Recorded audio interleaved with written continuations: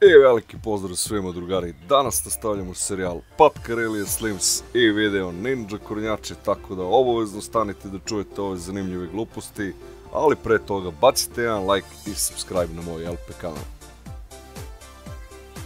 Evo, sačekao sam i hvala ako ste zapratili drugari, pa da ga ne tupimo mnogo, da pređemo odmah na stvar.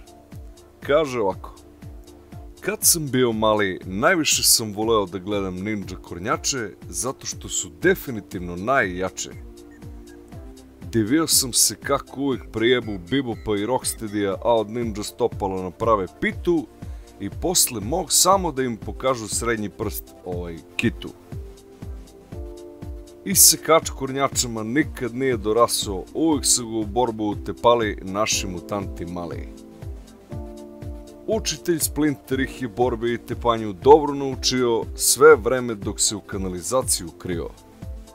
Jebi ga, morao je čovek da ga ne vide kako je golem pacov postao i u kanalizaciju bar ima mesta te je svuda po ćoškovi srao. Učitelj Splinter je najveći majstor ninjitsua i u svoj komp je sigurno imao najjači kuler Noctua. Leonardo je posebno spremio da bude vođa i pravi baja, i to još dok mu nisu izrasla u punoj veličini jaja. Michelangelo je bio moj čovek i pravi majstor za jedenje, i u tolku picu i suvu hranu uvijek je dok veliku nuždu vrši morao da stenje. Rafaelo, dobar borac i najgolemija kornjača, Sasai je uvijek prejebao svaku vrstu mača. Kad sam bio mali, fascinirao me pametni Donatello i bio je faca, a dupe mu nije bilo debelo. Uvijek je muzgao i našao način da izađu iz sranja i da mogu posle da si obrade svoja golema imanja. Uvijek sam govorio da sam ja od Kornjače Donatello i sa smotku svakog je mogao da lupi u čelo. E sad, April O'Neil, domaćička iskusna i ne tako stara, pomagala im je s reportaže i sa zgodnu liniju bez strija i sala.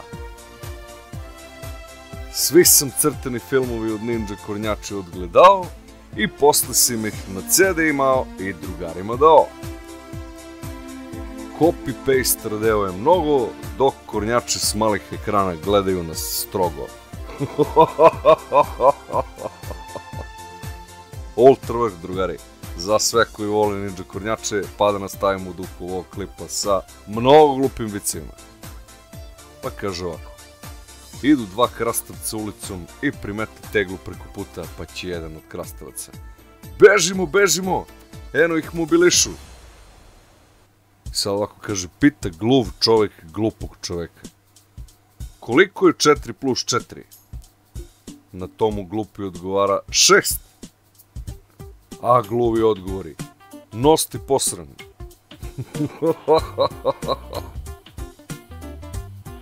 Kaže, susreli se dva prijatelji i pita jedan drugu: kako živiš, druže?